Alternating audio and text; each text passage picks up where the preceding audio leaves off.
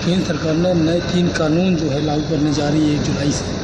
किस तरह मानते हैं? चूँकि इनको कहा जा रहा है कि अंग्रेज़ों के समय के कानून हैं, क्योंकि अब उसमें सुधार करना ज़रूरी है। क्या लगता है? देखिए ये तो ना एक नैरेटिव गढ़ा जा रहा है कि अंग्रेज़ों के ज़माने के कानून हैं। अंग्रेज़ों के ज़माने से एक्चुअल में अंग्रेज़ जो हैं इस देश का इतिहास रहे हैं।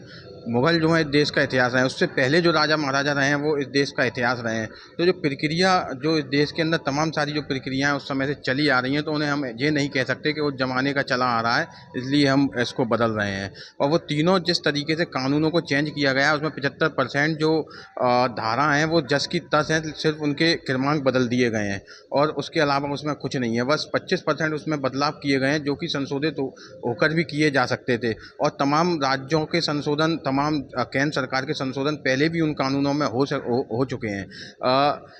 ये सिर्फ एक इस देश के अंदर नैरेटिव गढ़ा जा रहा है कि हम एक नई प्रक्रिया स्थापित करना चाह रहे हैं और उसको जो है एक तरीके से सुरक्षा के तौर पर उसे जोड़ा जा रहा है। पहले दंड के तौर पर उसे माना जाता था, अब नागरिक सुरक्षा के तौर पर उन तीनों कानूनों को परिभाषित किया जा रहा है। लेकिन वो 75% जस के तस हैं। केंद्र सरकार से हमारी पहले भी इसमें जो मांग रही है कि इसकी समीक्षा की जाना चाहिए, उसमें कमेटी गठित की जाना चाहिए वरिष्ठ लोगों की, उसमें वरिष्ठ एडवोकेट, सुप्रीम कोर्ट जज हों, उसमें तमाम सारे वो लोग हों जो एक्सपर्ट हैं, उसमें कमेटी गठित किए जाना चाहिए। इन्हें लागू करने से पहले इससे पहले भी हम ज्ञापन दे चुके हैं, समीक्षा बैठक कर चुके हैं, इस पर सेमिनार आयोजित कर चुके हैं और इनके माध्यम से हम सरकार से मांग कर चुके हैं कि वो कानून जो है 75% जैसे जस के तस हैं, तो उनमें क्या और अच्छा हम कर सकते हैं, उसके साथ इसमें कमेटी गठित किया जाना चाहिए। खास बात और आई है कि इस बार भारतीय साक्ष्य संहिता भी इसमें जोड़ी गई है, क्योंकि इससे पहले शायद नहीं थी। तो भारतीय साक्ष्य संहिता में किस तरीके से रहेगा? चूँकि इससे पहले पुलिस को भी तब काफ़ी परेशानी होती थी।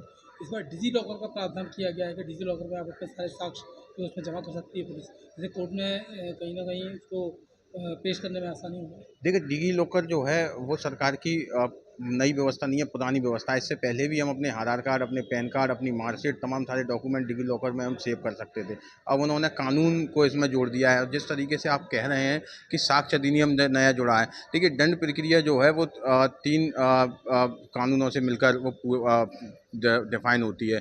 एक दंड विधान, एक सीआरपीसी और एक साक्ष्य अधिनियम। तो साक्ष्य अधिनियम तो पहले भी चल रहा था, सिर्फ नाम बदलने से कुछ नहीं होता।